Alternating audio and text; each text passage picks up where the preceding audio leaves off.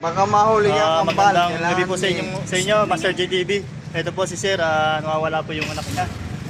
Ito po yung tatay. Ano pangalan niya, Sir?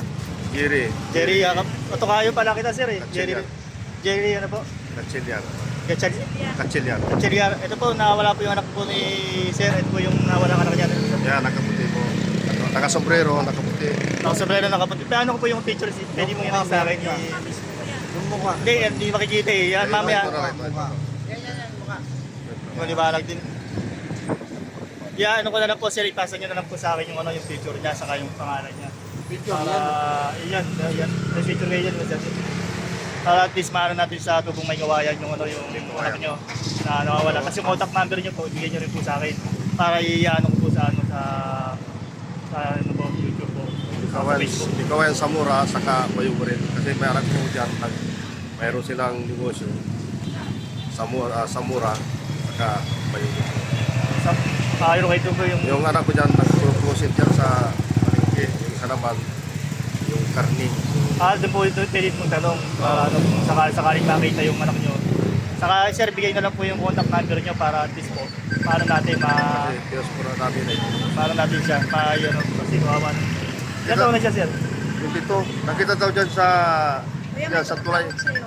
tulay paligid kanina, tulay Tugit, Las 12. Pero nagtuwin daw sila, alas 5. Sige po, ano natin, ipopost natin para Yung mga anak ko, puro na nagtunda rin. para, nakita nga po, sir. Ano natin?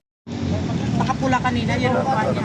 Yan ang uling Kaya po sa mga nakakita po kay sa anak ni sir, sana bigay alam nyo na po sa sa barangay ng Zamora. Ikot lang yan, maglalakad. Barangay ng Zamora, sir, no? Doon yung Sa Mura, sir. Zamora. May kawayan, no?